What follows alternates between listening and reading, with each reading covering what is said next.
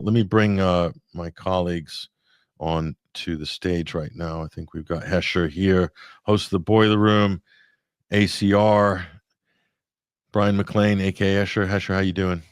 Oh, pretty good. It's another strange weather day out here in Central Texas. We're on a flood watch, and it looks like it's pretty dark out there. So this has been one of the weirdest summers here I've ever seen in 10 years.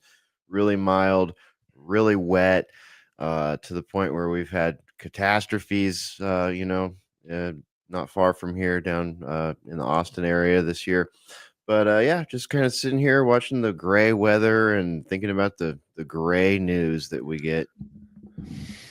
Yeah, we had monsoon rains here in Plymouth last couple of days. Got it, half a year's worth of rain. I mean, that's a lot for the UK, obviously, because it doesn't stop raining here. But I've never seen it come down so hard. So must be climate change. Yeah, certainly it's our fault. It was all those hamburgers and SUVs, right? Yeah, it was the cow farts and the diesel. Unfortunately, the level of the harbor did not go up at all. Unfortunately, it's just the sea level thing. It's just not working. Yeah. Funny how that works. All Al Gore's mansions are, still not underwater, and all dozen of them along the coast of the whole United States, pretty much. So, what an amazing grift! Hats off to Al Gore. He really capitalized on that whole thing at that moment, with the way that, because that was still global warming area. It was kind of before that was the last grift of global warming before we got to climate change. So now it's just climate change, but Al Gore's riding it. He rode that one all the way in.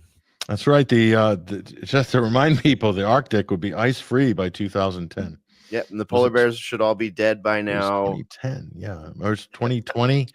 Anyway, by now it should have been ice free, and the polar bears just swimming around, trying to grab onto the last remaining bits of glacier. Yeah, before they drown from starvation and all. Okay.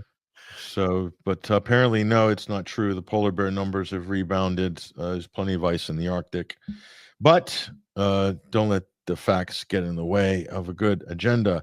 So, before it was green jobs, Hesher, good green jobs. Now it's good defense jobs. Right. It's good defense jobs now. No more green jobs. That's done. Now we're doing military Keynesianism. Yeah, that makes sense. Jobs. Yeah, and remember the whole learn to code thing, #learn to code, when people were complaining about, losing jobs and stuff. Well, sorry, that one, a lot of those people that took that seriously and did learn to code, they probably spent the last 7-8 years getting good at that, and now AI is coming along, and sorry, coding is now vibe coding, and you only need to be able to describe what you would like a program to do rather than actually know the language, the computer language and software language that makes that magic happen. Now it's just all vibe. Learn to fly drones. So the gamers could be gainfully employed, but those will be taken over by AI eventually as well, right? I mean, oh yeah. They a lot of the drones that they have right now are heavily reliant on AI stuff. So yeah, a bit of everything going on there. I think so. So, where are the good jobs going to come from? I mean, I was just thinking about the other day, and if the apocalypse-proof, Armageddon-proof professions. I'm thinking plumbing. Yeah. Well, we talked about a recent article that Microsoft put out. One of the geniuses at Microsoft put out on Boiler Room 2 weeks ago. And it had a list of, I may have even mentioned it last time we were on, a list of 40 jobs that were relatively safe for now and 40 jobs that were, on the chopping block. And we looked at all the ones that were relatively safe for now. And again, it's one of those learn to code situations, because I'm seeing, construction robots now and stuff like that. So, yeah, the foreman may still be around, but there may not be as many journeymen on the site, within another 5 years or something like that. And here we go. Another comment here. Rupert Fellows, drone swarms need AI. Yeah, basically that's where they want to take it. Yeah, when you see those light shows, like they have them all over the place now. They're trying to replace fireworks with drones with LED lights on them, which is stupid. They do look pretty cool. They were able to make some pretty cool formations in the sky and whatnot, but he's absolutely right. You're certainly not seeing an operator for all 2,000 drones that are being used for a display like that. They're meshing them. They're in what they call a mesh network. Yeah, and they're going to use them to terrorize governments, take out leaders, and just basic chaos and mayhem. That's where these people think that they're going to win, because they're more psychopathic, they're more satanic and insidious than the opposition. They're less civilized. Western civilization, and all they've got left is drone swarms to take out the Putin government and throw Russia into mayhem. And then, I mean, that's Western civilization. This, if you're not going to bend the knee and be compliant to America or NATO, then you have to die. Like that. That's the same goes with Israel. If you're not going to bend the knee to Tel Aviv, then you're dead. We'll bomb you. We'll just exterminate you Arabs. I mean, occupying all that great prime real estate. Until the robot plumbers come. Not so easy. Not so easy. Plumbing is complicated. Too complicated for most robots, I would say. It's tricky. It's tricky. Yeah, construction, I could see, like cookie cutter houses, like robots, right angles. Perfectly constructed cookie cutter houses. Exactly. But anything outside of that, I don't think so. I don't think they can't even do roofing. That's tricky. It's tricky stuff. These are highly skilled jobs. We do a lot of roofing here in Texas. There's a whole roofing grift here, and they are very efficient at it. They don't use very good materials unless you pay big time. But wow, are they efficient at it? I would challenge any robot foreman to do as good a work as I see being done in these neighborhoods. Why don't they make robot toilet cleaners? Okay, fair enough. If you can show me a robot who can clean a toilet properly, and I'll say maybe they'll get plumbers in like 20 years. Ask a Japanese engineer. They don't even need to clean toilets in Japan. You just got to be able to spend $5,000 on one. So here we go. What is this? Oh my God, pandemic preparedness. Forget that. What else have we got here? Free the polar bears. Did you notice RFK Jr. ending the emergency use authorization and how mealy-mouthed and weak that was? That whole thing, like that was a major disappointment this week. What happened? It basically ended the emergency use authorization, but still, making sure that these things are available for those people that want them. No discussion about the long-term fallout of the experimental juice being injected into the population. Just, I said we were going to end the EUA, and we're ending the EUA. It's sort of just another blowhardy, like Trumpian, 2.0 administration winning, drive-by winning, just driving by. Hey guys, we're winning. Get in, losers. We are winning in the Trump mobile. Moving on, and you can still go get your 6-year-old a free C19 jab at Wally World or wherever. Ian Taff. But what will happen to the Japanese people? The philosophy to live to work. It's a fair point. Some people are defined by what they do, but if you're at your wit's end and the UBI is not cutting it for you, and you're sitting at home getting high and whacked out on ketamine, and that's not good enough for you, then you can always become a manic street preacher like Charlie Kirk. I mean, that's a career option, right? We need more manic street preachers, more evangelists. What do you think? Yeah, great idea. God gave me all this money from the Israeli lobby. The Lord delivered all this, hundreds of millions of dollars to Turning Point. Did you see South Park totally lampoon Charlie Kirk a couple weeks ago? Yeah. I mean, the one that's killing it right now is Jake GTV. Jake GTV. It just did a Charlie Kirk video. It's devastating. I mean, you can't come back from this stuff. It's just, I've heard rumors, just a rumor, just hearsay, but I've heard rumors in the back channels that even Charlie Kirk is starting to question some of the mainstream narratives that he's been really pushing hard. So I don't know, but things are starting to crack maybe a little bit. I don't know. Right. Opossum King, drones can seek out anti-Semitism. That's a pretty scary thought.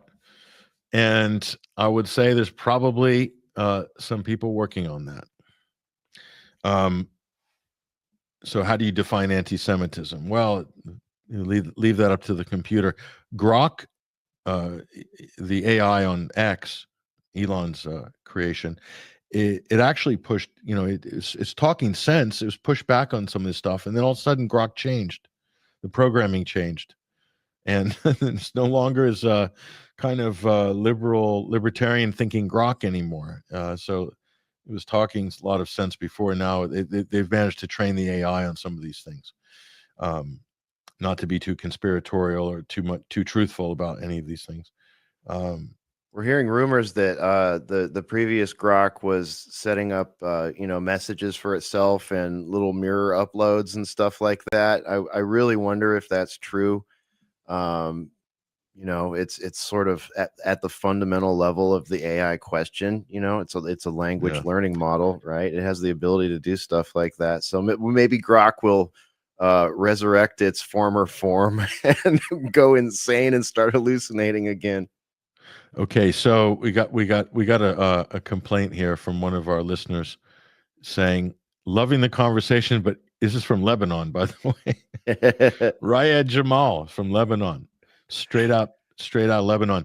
Loving that, loving the conversation, but irritated by that flag on the right side. I know what flag he's talking about. Yeah, me too.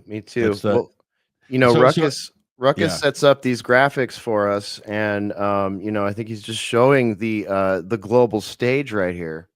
Yeah, I do understand. It should be on its own, really. But I think the inference here is that you're somehow repping. That's hilarious. Where's my check? I didn't get my shekels this week. I got the flag and everything. Just so you understand, in Lebanon, and definitely I saw this in Syria, on some of the market stall shops, you'll see that flag. They put it as a mat down on the ground for people to I've seen this, yeah. Wipe their shoes. So that's normally where that flag is seen in the Levant. All right. Well, on the ground. We'll take that under advisement for future broadcast images and make sure the it's EU on the ground. flag right next to it. That's pretty traumatic, actually. That is a double trouble right there. And then you got the American flag back there. I mean, the American flag is just being desecrated by Trump. I mean, it's the irony of this, Hesher, is that Trump starts this executive order to prosecute people who burn the American flag. Yeah. So, there's a Supreme Court ruling on it. It's obviously protected speech. Why is Trump going for that low-hanging fruit? I'm telling you, there's desperate to rescue some of the MAGA support. And that's just a cheap stunt because, who cares? Flag burning in America. The whole point is our Constitution is stronger than anybody who wants to burn the flag. That's the point. It's the ironclad First Amendment. And that's what makes America great. Not like hugging the flag like Trump likes to do for the cameras, like hugging the flag. No, it's not. You swear an oath to defend and protect the U.S. Constitution from all enemies, foreign and domestic. It doesn't say you swear to protect the flag or the president. And I'm rocking my grunt style. See that? Nice. I know you'd like that. So has Trump ever read the Constitution? Does he even know what it is? I don't think he does. I'm not exaggerating. I don't think he really cares. That's like that's like a cult knowledge for Trump, the Constitution. Seriously, we get Jay Dyer on to give. We'll hire him to give Trump a class on U.S. Constitution. Do it in occult revelations. Yes. I mean, Trump doesn't. none of this registers with him about rights and speech assembly. Have any of our presidents read it in our lifetimes? Maybe Ronald Reagan might have read it. I don't know. I mean, listen, Trump's making Bill Clinton look like a polished statesman at times. Yeah, that's true. I mean, that's not all that was getting polished done to the Clinton administration. We won't go there, but you know what I'm saying. Yeah, and that transgression would have been forgiven a lot easier in these current times. I mean, look at the degeneracy that just surrounds us and is promoted. Like, if that would have happened now, everybody would have been like, well, "Who cares? What's the big deal?" Yeah, and how? I look at Obama. Obama wouldn't have gone for half of this speech control stuff and arresting students, deporting journalists, trying to shut down school newspapers. I mean, just leave the students. Why would you be threatened by the students? But here's the issue. Here's the issue that everything to protect and defend Israel's interests, we have to drag us back before Texas versus Johnson, Supreme Court decision 1989, right? So Trump thinks now he's got this massive majority of conservative justices in Supreme Court that they could make a case and push it up and say this. I think this is what they're going to go for. That they'll find a case where it straddles some kind of a national security thing or a terrorism thing. It'll be like the FBI can just get some crazy Muslim guy and get him to burn a flag and then say he's Hamas or a Palestinian or whatever. They'll find somebody in some insane asylum because that's what the FBI is good at. I hope that's not what the FBI is going to do, but that's what they normally do when they want to get something done. They want to get some legislation through. They basically create a situation that ends in some kind of a legislative outcome or security executive order or whatever. So I think that's the play, so that some of it will be protected speech, but others they could interpret it. And then it will go through the appeals process and eventually will get decided at the Supreme Court either way, but it'll be kind of a halfway house thing. Why? What's the point? I mean, are you offended by someone burning the American flag? I'm not. No, because that's the whole point of America. That's the whole point. Without that, you don't have America. And does Trump get that? He claims to be a patriot, but he has not read the Constitution. If he has, he doesn't understand it. And that is frightening. Everything is politicized. It's all about power and genuflecting to power. Trump said, take the guns and deal with the consequences later. What are you talking about there? Hamas, Gaza? no, that's in reference to what they call red flag laws. In Trump's first term, he was noted as supporting red flag laws, which basically mean anyone can make a phone call and say, hey, I don't like this person, or I think this person is dangerous, or people can, weaponize it against former spouses, lovers, people at work, whatever. It's a very dodgy, unconstitutional concept that many Second Amendment purists and constitutional purists will not let us forget that Trump said during that first term. So basically supporting just, unlegislated or unconstitutionally legislated confiscation of firearms. Yeah. And mind you, this government, Trump's first term as well, have no problem sending lethal weapons to Nazis in Ukraine or to Al Qaeda or to his best buddy, Jolani. Yeah. The founder of Al Qaeda in Syria. Very strong past. Good looking man. Let's just send them some TOW missiles. Yep, that's what you did. You sent them TOW missiles. The Javelin missiles I gave you for the tanks, just what would the red flag laws be on Jolani? I mean, what would come up on the database? Right? Like they're talking about, some cop got a phone call from a jilted ex-lover and says that, my ex-husband has 10 guns and he's unstable. Oh, okay. So Trump's cool with like that phone call resulting in an American losing their constitutional right. But he has no problem.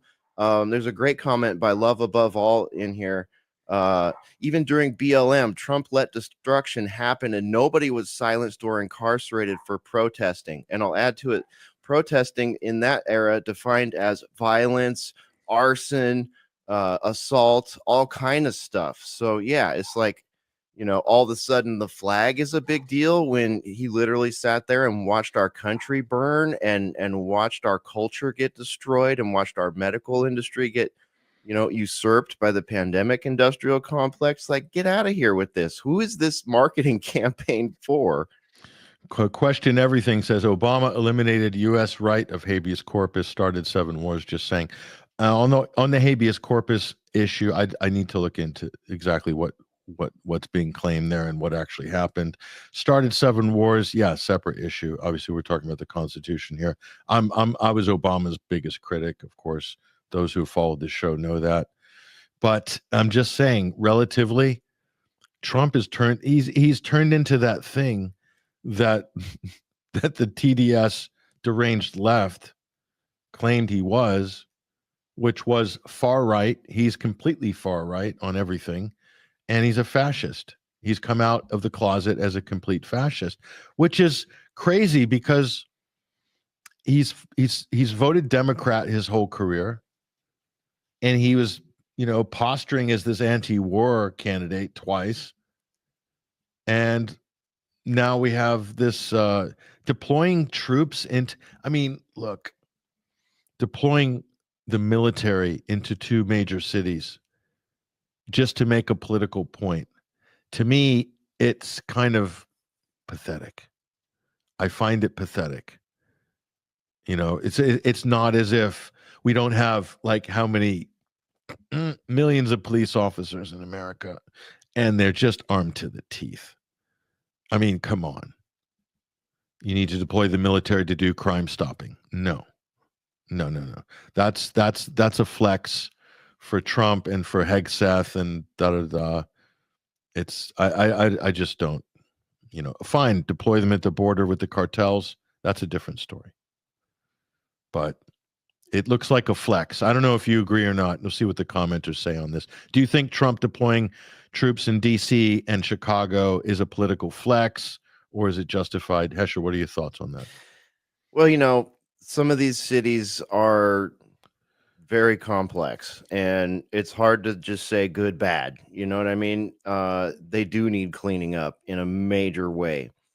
But I think that at this point in 2025, this is like putting a Band-Aid on an arterial wound or something like that. We need to be taking constitutional medicine and packing the wounds with it and trying to fix the culture and fix the legislation and fix education and bring things back to something that closer to a modern version of what our founding fathers had in mind. But rather than doing that, they do problem reaction solution things, long-term problem reaction solution things that involve weapons of mass migration and cultural, societal, and legislative destruction of our cities, our towns, our rural areas. Every area is targeted in various differing ways. So they created the problem. They knew what the reaction would be. And boom, here's the solution. Let's all get used to cheerleading for militarized cops. Let's get used to cheerleading for military, National Guard going out and doing what local cops and local sheriffs were elected and appointed to do. That is the very sickening black gooey essence of the Hegelian dialectic right there.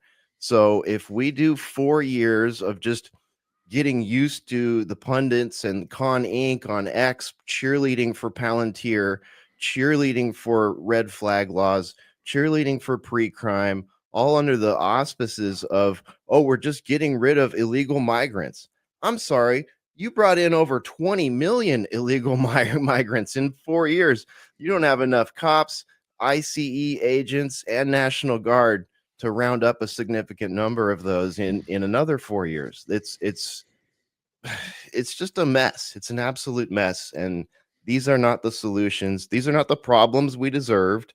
These are the problems that were created by the powers that be, and the solutions that the powers that be want to bring take us in the direction of authoritarianism and technocracy. Speaking, I highlight this comment here. Speaking of that, Hesher, perfect segue.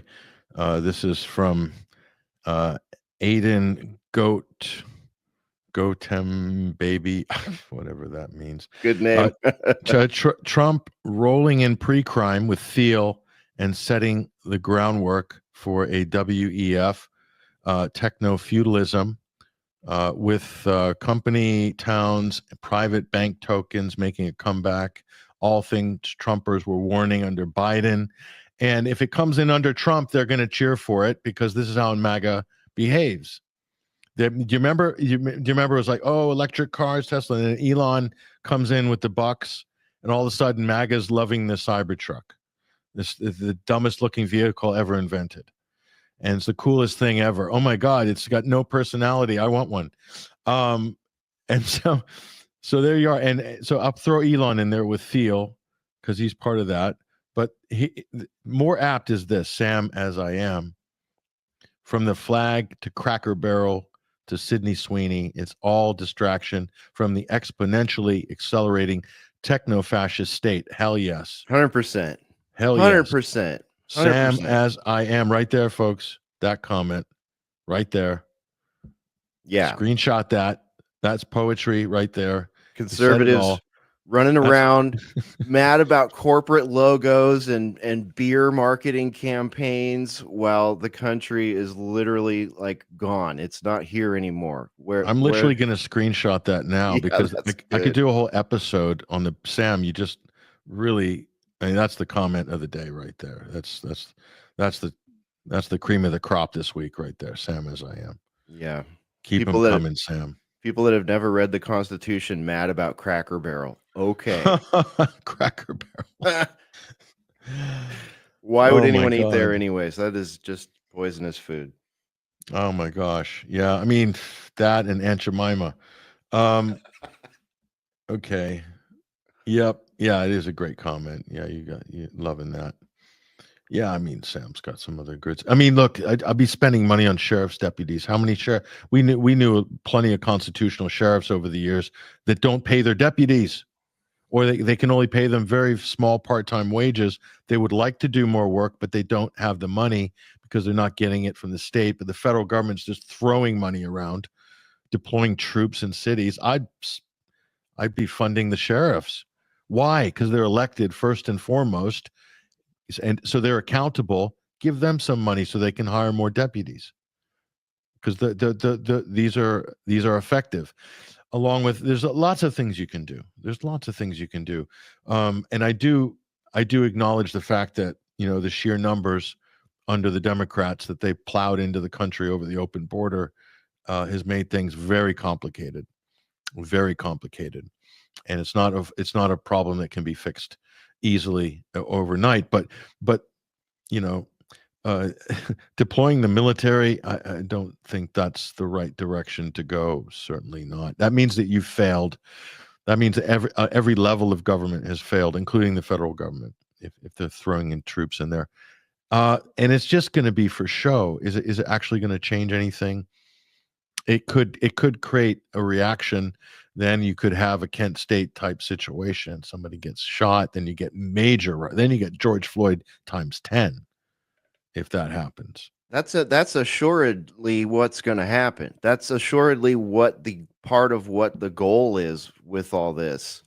Normalization. Yeah, John, normalization of the total police state. Hector made a similar comment. Militarizing the police is the objective. So getting citizens used to fear, propaganda, shock, and stress for another soon-to-be lockdown. This is exactly, those two comments right there are exactly what I'm talking about, and exactly I think what you're getting at too, Pat. It's like, even if this, let's just say, I'll put my MAGA hat on for a minute here and say, let's just say this is all a good reaction, right? And the thing that needs to be done to get rid of all the illegal migrants we have in the country. Even if you believe that, you still have to accept the failure that your system provided you to let all that happen, and look at the solution that they're giving you and realize, oh, if we're going to use military and militarized police to solve a political problem, a societal problem, that's going to become normal. That is, that is already become way too normal, but it's going to become even more normal if it goes on for the next 4 years while a portion of the population is cheerleading for it. And then what happens if, Gavin Newsom is the president next time and he says, you know what? I really like what Trump said about those red flag laws. We're going to use all those same military and militarized police to go through and conduct a 50-state red flag sweep done by, backed by Palantir. You know what I mean? Yeah. That's the kind of thing that's going to happen. Jim Hatt, similar to the Patriot Act. Yeah, I mean, there's just unlimited amount of these things that they can roll out domestically, not for the threat of Islamic terror coming from Mossad. No, but domestic terror, and then you have I'm just going to say this because this is who's going to disagree with what I'm going to say. I don't think anyone's going to disagree. If there's such a thing or some kind of major domestic incident, it's a reaction to the police state.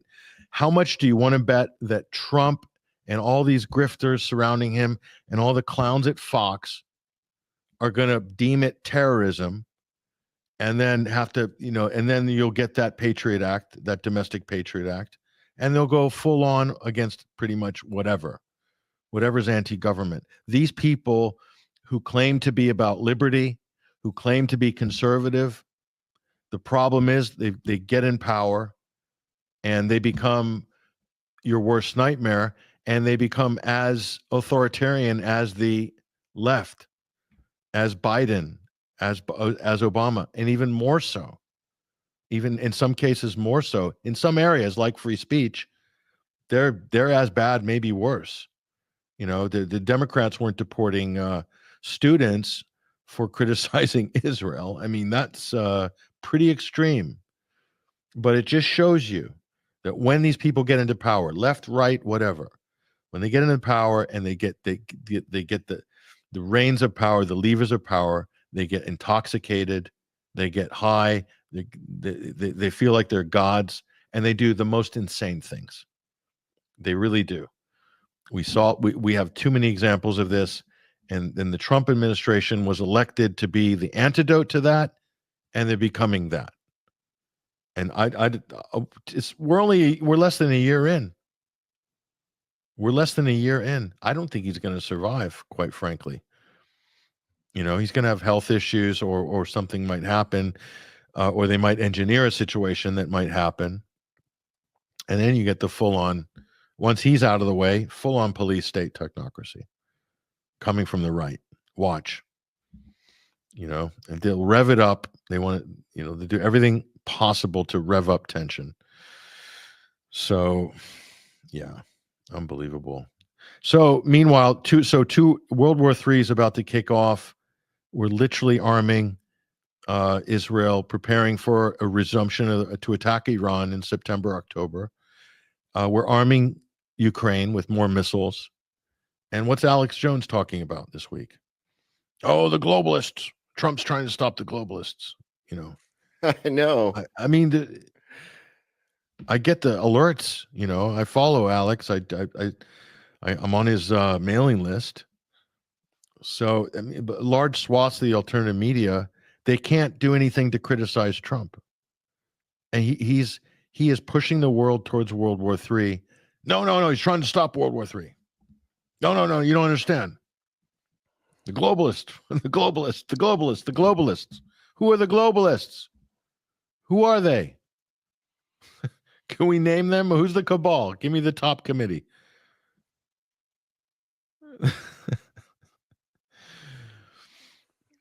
I mean, this is what I'm talking about. This is the first president, a populist president, could wind the wars down, but he is escalating. There was no right to attack Iran at all. That was a bridge too far. Hitting nuclear facilities. I mean, how dangerous is this? But he did it because Israel told him to do it. We've got a president that is a sock puppet for Israel. I'm sorry, right there. Sock puppet for Israel. It's, and how? Why? How can you? He thinks, let's clean out Gaza. Of Trump saying, get the Palestinians out of Gaza. That's what he believes. How can this guy? These views are so divergent from the average person. But his base can't seem to hold him to account on this. The level of immorality and just pure barbarism is like so shocking, but so casually done. I have a hard time understanding where this is heading. It's not anything positive. Dangerous. The base can speak up and the base can discipline Trump if the base had the balls. Where is the base? Where's the base? Or does Trump care at this point? He looks terrified half the time. Have you noticed this? It seems like a lot of world leaders have that look on their face lately, and I think that leads back to your monologue in the opening to the show. It's like when you were talking, I was sitting there thinking like, wow, I should get my pad and pen out and write a list of things that the Atlanticist bloc, the U.S., that NATO, that the EU could have done to stop this from happening. And it got too long. I had to stop, I was busy making a show post and doing a few other things to get ready to come on. So it's like, but that was really where my head was. It was like, think of all these things that could have been stopped, or policies could, they could have been sanctions, or something could have been used properly after Maidan or something like that. But I mean, it's even too late to look at post Maidan, because Lindsey Graham and John McCain were over there whipping up all these corrupt factions within their corrupt military. That was not a cohesive military at all. I don't know that it even is a cohesive military now. It was more like unsanctioned militias, and it was like a Mexican cartel, sort of how that military seemed to run. And we're sending senators over there to promise support, and we're sending special forces over there to train some of these people who have really sketchy patches on some of their gear. Like, what is, like, all that? It's just, and it's president after president after president. It's administration after administration. You were the one that brought this research to my attention back in 2013 or 14. And, we started working on it together, and it's just been like, I look back on the last decade and it's like, no, this is what we wanted. This is absolutely what the plan was.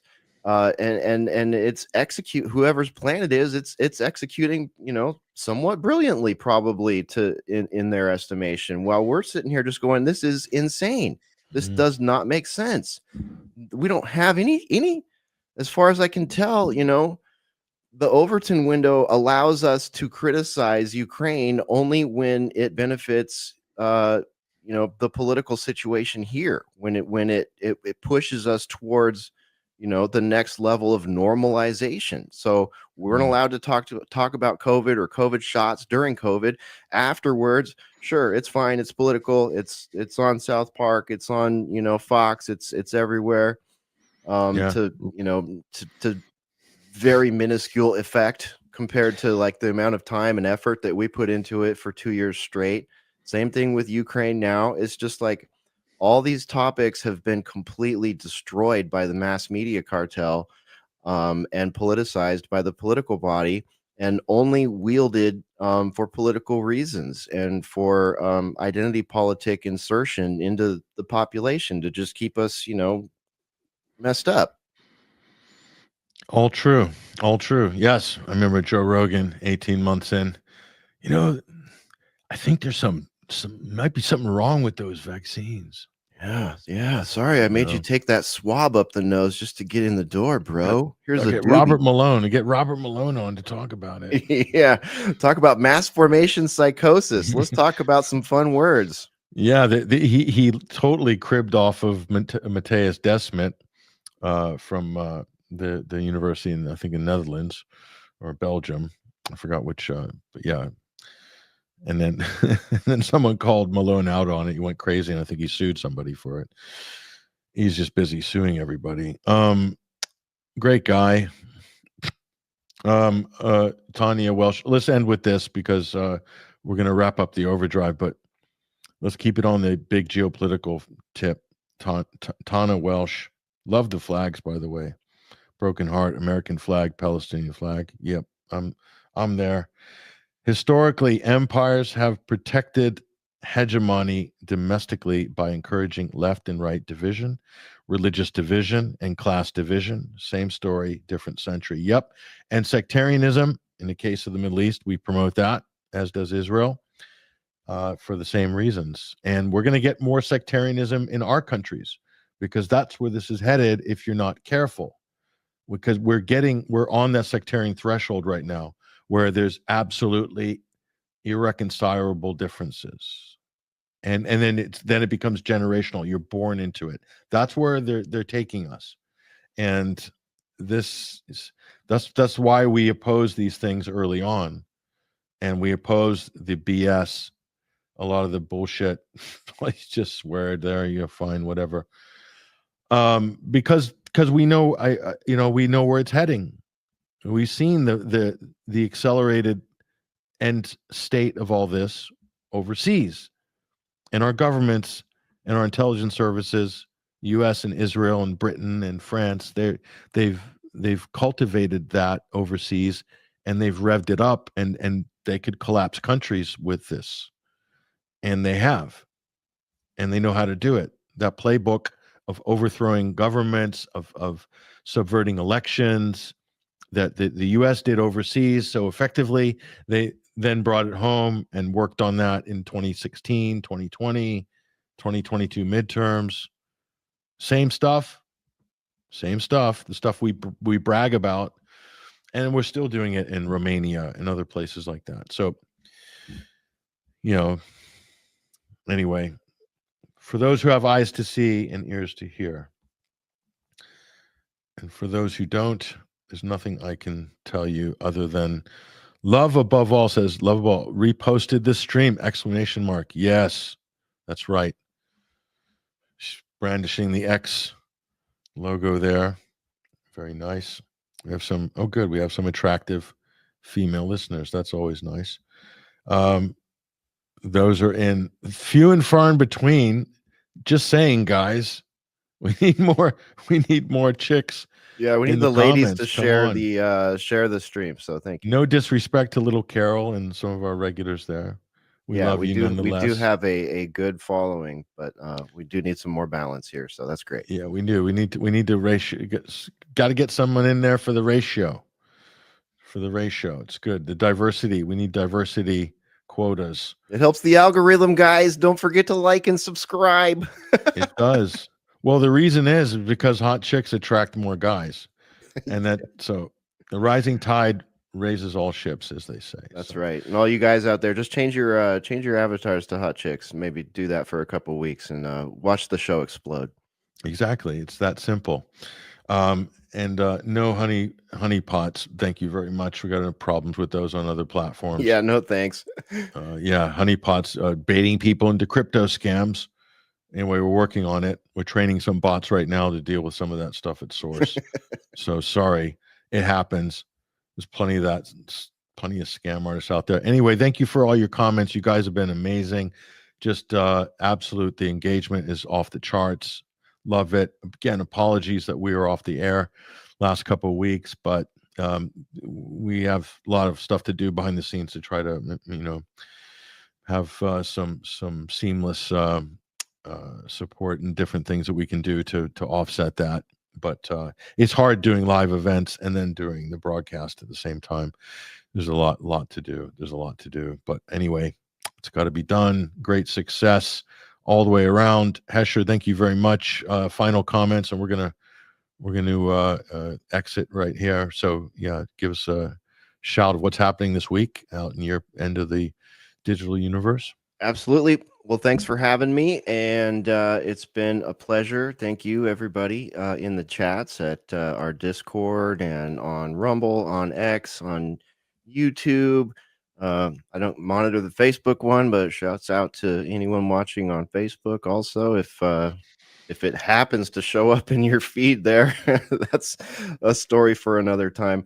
But yeah, we got a new episode of Boiler Room out. It's up at Alternate Current Radio. Most recent 2 episodes are up there. We had Jay Dyer and Jamie Hanshaw a couple of weeks ago, and Sam Cheney from Weaponized News. And this last week, Ruckus and Mystical Pharaoh and I were chopping up the latest, and I wish I could say greatest news, but yeah. So check us out. AlternateCurrentRadio.com is the website. We've got a support link up there if you want to support us. We are migrating some of our services so that we'll get our live player, our live audio player back up, and our 24/7 audio player back up. So we are reclaiming, we're in the middle of a big technical thing right now, sort of reclaiming some of our original features, some of our founding features, so we can have that pre-show airing on the live stream and all that good stuff.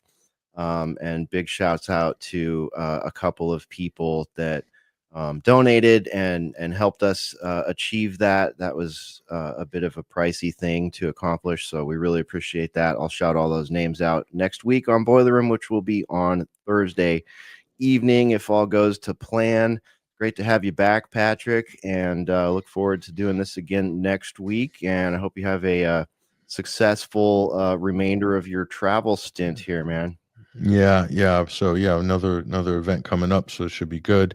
And I just wanted to say, thank you, Hesher. Thanks to Ruckus, everybody else. I know a lot of people wanted to be here on this episode but couldn't make it, Basil Valentine included. But don't worry, we'll have Basil on soon enough, so don't worry about that. So we will reassemble. He's got a new studio, so he's quite stoked about that.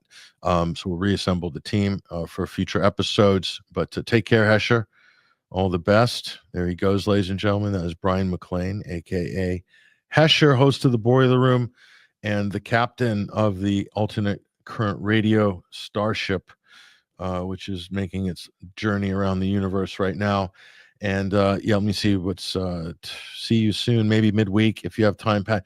We might be out of range, but we'll try to let you know. Just keep an eye on my X and Telegram accounts. Usually do updates there when we can. A lot of you saying we've reposted the stream. Thank you very much. Those of you guys who've reposted the stream, we really appreciate that. I see quite a few people. I'll pop some of those up there who've done that. Thank you very much, you guys, for sharing this show. This show is so heavily censored on YouTube. It's not even funny. So I'm gonna have to camp out in front of YouTube headquarters and go on a hunger strike in San Bruno or something. I mean, what does it take for them to lift the restraints on our account that they've had for the last decade? Anyway, we're doing good on Rumble and some other platforms as well, and with your help, with your support, we will be doing more going forward. But go to 21stcenturywire.com, and the daily content that we're putting out, the research, the articles, the analysis has been fantastic. And a big part of that, of course, is Freddie Ponton, who is our associate editor for Global Affairs now. He's just doing incredible work. I mean, it's fantastic. I mean, it's like one-stop shop for all the top issues. It's really invaluable. So we're doing that on a daily basis. So within time, we're going to bring a lot of these things together as they're coming together now. Thank you for your support. If you want to support us, go to the donate page. That's a gold highlighted box, upper left-hand corner on the website. Go to 21stcenturywire.com. Subscribe to 21wire.tv. Some of you have done that in the last couple of weeks. We really appreciate it. We need your help to do what we're doing. So if you like what we're doing, you want to see us do more of it and support us, we need your help. So this has been a fantastic program. One of the great conversations we've had. We have great listeners. We've got a great audience the commenters are amazing. I mean, I love it. Hesher loves it, as well as Ruckus and Basil. And I hope you guys enjoyed what we had to offer this week. Shorter than normal show, but punchy. So thank you for joining us this week on the Sunday Wire. Midweek Wire, maybe not. We're going to be on the road in Eastern Europe. I've never been to the Balkans before, but it'll be my first time. It'll be a real eye-opener. Hopefully we'll have a lot to say about that next week or the week after. Who knows? But next Sunday, we'll see how it goes. It might be tricky as well, because we're going to be on site at a major event. So we'll see what we can arrange, but it's very possible we might not be on the air next Sunday again. After that, we should have a good stream of continuity after that. But that's just how it is this time of year. It's busy, a lot going on, and that's great on one level. On another level, there's a lot of work we need to do to coordinate to keep things moving in the right direction. But thank you for joining us. I'm Patrick Henningsen, your host. It's been fantastic, and yeah, don't forget about the Palestinian children, as Peyote for president reminds us. So take care, you guys. All the best. We'll see you soon.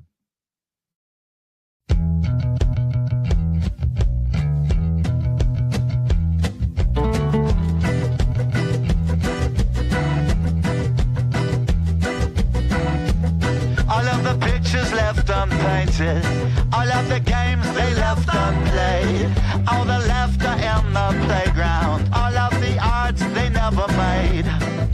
Ghost faces of a million Palestinian children.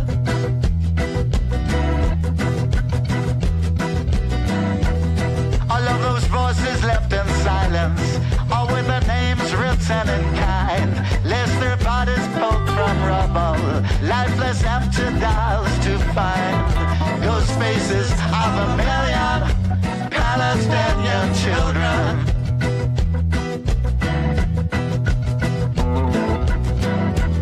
What are the songs they've never written? What are the words they'll never sing? And the darkness of the nightmare, inescapable that brings the ghost faces of a million Palestinian children.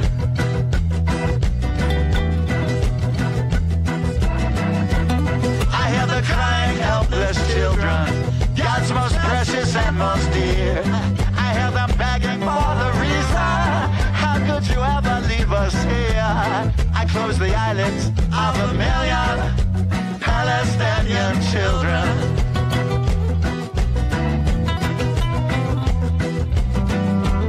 So what do we really stand for? Is this how our future's made? And when we ever find the courage to stand up unafraid, I tear away the persecution of the Palestinian children.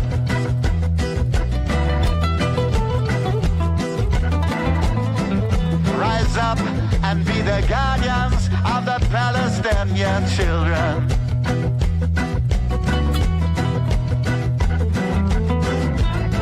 To respect our obligation, every creed and every nation, 'cause every soul deserves protection.